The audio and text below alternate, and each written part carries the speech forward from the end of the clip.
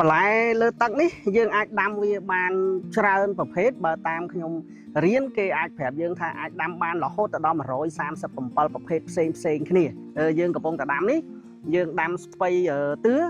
ហើយនឹងយើងដាំស្ពៃកញ្ញាញ់អញ្ចឹងនៅក្នុងជាប្រចាំខែសម្រាប់ខ្ញុំរាល់ថ្ងៃនេះយើងអាចប្រមូលបានចន្លោះពី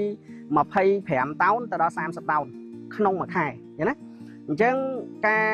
ការដែលយើងប្រមូល25ទៅ30តោននេះបើនៅក្នុងរដូវភ្លៀងយើងប្រមូលបានច្រើនជាងនៅក្នុងរដូវក្តៅពីព្រោះរដូវក្តៅការប្រើប្រាស់ពេលវេលារៀងវែងជាងខុសត្រូវគ្នានៅក្នុងរដូវភ្លៀងប្រហែលជា2ទៅ3ថ្ងៃដែរតែបើក្នុងរដូវភ្លៀងដោយសារតែយើងទទួលបានទឹកភ្លៀងពួកស្ពៃនេះវាមានជាតិអាសូតតាមរយៈទឹកភ្លៀងមករួចស្រេចហើយវាត្រជាក់ជាប់រហូតអញ្ចឹងការលូតលាស់វាលឿនជាងអញ្ចឹងការប្រមូលផលនៅក្នុងរដូវវស្សាយើងប្រមូលផលបានច្រើនជាងហើយបើនិយាយអំពីមធ្យមភាពក្នុងមួយឆ្នាំវិញយើងអាចរកនៅក្នុងចន្លោះប្រហែលជា12000ទៅដល់15000ដុល្លារសម្រាប់ការប្រមូលផលជារួមយើងនិយាយជារួមទៅលើដំណាំនេះណាហើយយើងគិតពី benefit ទៅលើវានេះប្រហែលជានៅក្នុងចន្លោះ35ទៅ45% ដែលយើងទទួលបាន benefit អានេះយើងនិយាយអំពីចំណេញដុលបាទពីដើមទីឡើយនៅពេលដែលខ្ញុំចាប់ផ្ដើមវាគឺមាននោះមួយនៅខាងក្រៅអារោងខ្ញុំនៅខាងក្រៅខ្លីហ្នឹងអាប្រងទូចមួយទេខ្ញុំចាប់ផ្ដើមធ្វើវារយៈពេល3ខែមានន័យថាយើងធ្វើវាវិលជុំ3ខែដោយសារយើងចង់ដឹងពីការប្រើប្រាស់ប្រភេទស្ពៃផ្សេងគ្នាអញ្ចឹងណាអញ្ចឹងយើងធ្វើនៅលើធ្នើខ្លីមួយហ្នឹងទៅពេលដែលយើងធ្វើ3ខែយើងមើលថាជោគជ័យអញ្ចឹងក៏យើងចាប់ផ្ដើមមកប្រើលើធ្នើវែងនេះខ្ញុំប្រើមុនដំបូងគេបងខ្ញុំប្រើតែ12ធ្នើទេអញ្ចឹង12ធ្នើក្រោយពេលដែលខ្ញុំចាប់ផ្ដើមប្រើវារយៈពេល3ខែដែរបានខ្ញុំចាប់ផ្ដើមឡើងរហូតទៅដល់24ធ្នើអញ្ចឹង24ធ្នើខ្ញុំធ្វើវាបានរយៈពេល1ឆ្នាំបានខ្ញុំចាប់ផ្ដើមឡើងរហូតទៅដល់រាល់ថ្ងៃនេះវាចូលដល់ជាង200ធ្នើហើយក៏យើងនឹងចាប់ផ្ដើមបន្ថែមវានៅចុងឆ្នាំនេះយើងគ្រោងតម្លើងវាឲ្យទៅដល់400ធ្នើដាំលើធ្នើអញ្ចឹងវាប្រសើរជាងការដាំនៅលើដីទី1វាមិនសូវប្រឈមជាមួយនឹងបញ្ហាសត្វល្អិតទី2វាអាចដាំបានគ្រប់រដូវហើយទី3គឺវាអាចនិយាយអំពីភាពសន្សំសំចៃជីដាំលើធ្នើនេះគឺសន្សំសំចៃជីជាងការដាំតដីទី4គឺការប្រើប្រាស់រយៈពេល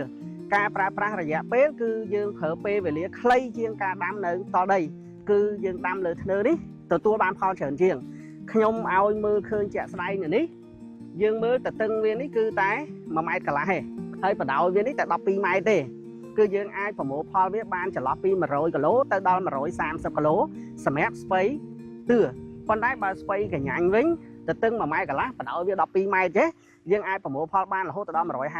160គីឡូហើយបើស្ពៃជើងទាវិញយើងអាចប្រមូលផលបាន150ទៅ170គីឡូអញ្ចឹងបើយើងដាំតដីយើងអាចប្រមូលផលបានប៉ុណ្ណឹងហើយរយៈពេលយូរទៀតហើយការប្រើប្រាស់ជីខ្ញុំចង់និយាយត្រឡប់ទៅវិញថា benefit ទៅលើការប្រើប្រាស់ជីអានេះជីយើងឃើញថាជីវារត់ទៅដល់ខាងក្រោយវាវិលត្រឡប់ចូលមកក្នុងលូវិញប៉ុន្តែបើយើងដាំតដីជីដែលធ្លាក់ទៅគឺទៅបានហ្មងអត់វិលត្រឡប់មក recycle ឲ្យយើងប្រើវិញបានទេណាអញ្ចឹងនេះគឺលក្ខខណ្ឌនៃការខុសគ្នារវាងការប្រើប្រាស់ផ្ទាល់ដីហើយនឹងការប្រើប្រាស់នៅលើធ្នើឧបសគ្គដោយសារតែខ្ញុំសិក្សាពីអានេះនៅក្នុងប្រទេសត្រជាក់អាកាសធាតុគេត្រជាក់ហើយគេធ្វើនៅក្នុងផ្ទះសំណាញ់ប៉ុន្តែដល់តែពេលមកដល់ស្រុកខ្មែរវិញយើងធ្វើវានៅហាលវាហាលខ្យល់ដល់យើងឃើញណាអញ្ចឹងហើយបានតែមានមនុស្សច្រើននៅតែមិនជឿថាយើងអាចធ្វើហាលវាហាលខ្យល់អញ្ចឹងបានមានឧបសគ្គស្អីខ្លះនៅក្នុងរដូវភ្លៀងរដូវក្តៅអីឡាក់នឹងឡាក់អញ្ចឹងណាឧបសគ្គគឺមានដូចគ្នានៅក្នុងរដូវភ្លៀងគឺយើងដឹងហើយភ្លៀងមិនកំណត់ថាភ្លៀងពេលថ្ងៃភ្លៀងពេលណាទេឲ្យតែពេលណាត្រូវភ្លៀងគឺភ្លៀងហើយអញ្ចឹងដល់តែពេលដែលត្រូវភ្លៀងហ្នឹងហើយដែលយើងឧបសគ្គអូនថាភ្លៀងពេលយប់យើងត្រូវផ្ដាច់ប្រព័ន្ធអគ្គិសនីផងយើងនៅពេលយប់ត្រូវងើបមកផ្ដាច់វាហើយត្រូវរៀបចំវាកុំឲ្យទឹកភ្លៀងហូរធ្លាក់ចូលទៅក្នុងទឹកជីអីចឹងណាបើវាភ្លៀងពេលថ្ងៃវាអត់អីប៉ុន្តែដល់ភ្លៀងពេលយប់អញ្ចឹងជួនកាលម៉ោង1ម៉ោង2ក៏ត្រូវតែងើបមកបិទប្រព័ន្ធភ្លើងផងយើងហើយនឹងកុំឲ្យទឹកភ្លៀងហូរចូលទៅក្នុងអាប្រព័ន្ធទឹកជីផងយើងនៅក្នុងរដូវភ្លៀងយើងដឹងថាវាបបាច់បបោចខ្លាំងហើយស្ពៃបើសិនជាយើងអត់យល់ពីការដាំប្រឈមនឹងការលួយដែរពីព្រោះវាយើងចង់និយាយថាអានេះពិតថាវាត្រូវការទឹកប៉ុន្តែនៅពេលដែលវាភ្លៀងជោកជាំខ្លាំងវាមានមេរោគផ្សិតអញ្ចឹងអាចធ្វើឲ្យស្ពៃរលួយដោយឡែកបើនៅក្នុងរដូវប្រាំងយើងអត់មានចំណេះដឹងទៅលើវាយើងដាំអត់បានដូចគេថានោះមែនដោយសារតែហេតុផលដាំអត់បានវាក្តៅខ្លាំងហើយតែក្តៅខ្លាំងដូចម្សិលមួយថ្ងៃនេះគ្រាន់តែវាក្តៅចាប់ផ្ដើមក្តៅហើយយើងអត់បានឆែកមើលវាណាអញ្ចឹងវាចាប់ផ្ដើមស្លោកស្លឹកបន្តិចប៉ុន្តែនៅពេលដែលយើងដឹងយល់ដឹងវាទៅយើងកែវាវិញតែ5នាទី ឧបសគ្គទី2គឺការប្រើប្រាស់ពូជការប្រើប្រាស់ពូជយើងប្រើប្រាស់ពូជពេលខ្លះយើងរើសពូជអត់បានល្អពូជខ្លះមកធំតែស្លឹកសណ្ដើទៅហើយដល់ទៅពេលយើងដាំពូជនេះបើធំតែស្លឹកមួយគេយកមកកាត់គឺគេឲ្យស្លឹកវាសពូនអញ្ចឹងអស់លីងមួយធ្នើហ្នឹងសឹងតែប្រហែល100គីឡូផងអញ្ចឹងអញ្ចឹងវាមានឧបសគ្គវាច្រើនដែរកត្តាអាកាសធាតុកត្តាពូជនេះហើយនៅក្នុងរដូវក្តៅយើងដឹងហើយឧបសគ្គលើទឹកអញ្ចឹងរដូវក្តៅpHទឹកអាចឡើងខ្ពស់អញ្ចឹងpHទឹកឡើងខ្ពស់យើងត្រូវកែpHទឹកថាឲ្យpHទឹកវារត់មកស្របជាមួយនឹងបន្លែផងយើងវិញដែរអញ្ចឹងអាហ្នឹងគឺជាឧបសគ្គផងយើងដែរតែឧបសគ្គមួយទៀតគឺពាក់ព័ន្ធជាមួយនឹងសត្វល្អិតដោយសារតែយើងមិនប្រើថ្នាំគីមីបាញ់សម្លាប់សត្វល្អិតអញ្ចឹងពេលខ្លះវាពិបាកថ្នាំផនខ្ញុំដូចខ្ញុំប្រើរាល់ថ្ងៃនេះយើងមានគ្រាប់ស្លែងយើងមានវល្លិបដូលពេជ្រយើងមានមើមក្ដួចយើងមានសបកស្ដៅយើងមានរំដេងយើងមានស្លឹកគ្រៃគ្រឿងទាំងអស់នេះយើងយកទៅដាក់ធ្វើជាថ្នាំសម្រាប់បាញ់សត្វល្អិតប៉ុន្តែថ្នាំទាំងអស់ហ្នឹងវាបាញ់សត្វល្អិតបានប៉ុន្តែមិនប្រើបានជាមួយនឹងពួកគេហៅពួកស្លាបរឹងដូចជាមេខ្ញុំតាក់គូស្អីៗហ្នឹងយើងបាក់ដេញវាប៉ុន្តែយើងត្រូវមានបច្ចេកទេសមួយទៀតគឺយើងប្រើម្ទេសអញ្ចឹងយើងយកម្ទេសហ្នឹងទៅត្រាំយកអាទឹកម្ទេសហិលហ្នឹងយកមកលាយហើយយើងយកម្ទេសទៅលាយយើងលាយជាមួយនឹងមេស្រាយើងលាយមួយទឹកខ្មេះបានយកមកអាចប្រើទប់ទល់មួយវាបានអញ្ចឹងលក្ខខណ្ឌការប្រើប្រាស់អានេះឧបសគ្គខ្លាំងក៏ជាមួយនឹងអាសត្វល្អិតដែរប៉ុន្តែវាមិនឧបសគ្គដូចយើងដាំផ្ទាល់ដីដូចខ្ញុំនិយាយពីដើមទីអញ្ចឹងណាដាំផ្ទាល់ដីគឺសត្វល្អិតច្រើនជាងថាតើការចំណាយទុនផងយើងធំទេវាអាស្រ័យទៅលើថាតើយើងធ្វើធំប៉ុណ្ណាដែរបើសិនជាយើងធ្វើជាលក្ខណៈគ្រួសារ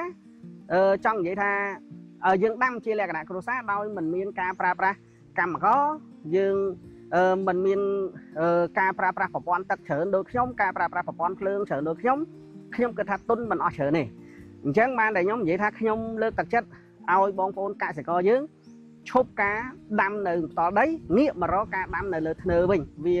ខ្ញុំអាចនិយាយថា benefit ខុសគ្នាជាមួយនឹងការដាំផ្ទាល់ដីចន្លោះពី2ទៅ3ដងបើសិនជាគាត់ខ្វះបច្ចេកទេសគាត់ចង់តំណាក់តំណងមកខ្ញុំបានហើយខ្ញុំផ្ដល់ជូននៅបច្ចេកទេសឲ្យបានអត់អីទេក្នុងកម្រិតជាលក្ខណៈគ្រួសារខ្ញុំគិតថាគាត់អាចចំណាយនៅក្នុងចន្លោះប្រហែលជា2លានរៀលអីធ្វើបានការទទួលបានត្រឡប់មកវិញយើងគិតថាក្នុងមួយខែបើគាត់ចាយទុនអស់2លានរៀលអញ្ចឹងគាត់អាចប្រមូលផលត្រឡប់មកវិញបានប្រហែលជា45,000ទៅ50,000រៀលក្នុងមួយខែដែរអញ្ចឹងបើយើងនិយាយអំពីរយៈពេលខ្ញុំគិតថាមិនជាយូរទេពីព្រោះអីខ្ញុំចង់និយាយថាបន្លែលើទឹកនេះ2ខែយើងកាត់វាបាន3ដងអញ្ចឹងដូចខ្ញុំនិយាយអញ្ចឹងថាក្នុងមួយធ្នើនេះយើងអាចប្រមូលផលយើងវាយជាមធ្យមថា100គីឡូចុះអញ្ចឹង100គីឡូយើងបាន30,000រៀលប៉ុន្តែបើយើងធ្វើដូចខ្ញុំរាល់ថ្ងៃយើងធ្វើឧទាហរណ៍ថា4ធ្នើ4រៀនយើងបាន400គីឡូយើងបានជាង1លានអញ្ចឹងជាង1លានយើងកាត់total គ្នាអីហើយអស់ benefit ផងយើងក៏អាចនៅសល់ប្រហែលជា40,000 45,000អីដែរអញ្ចឹងណា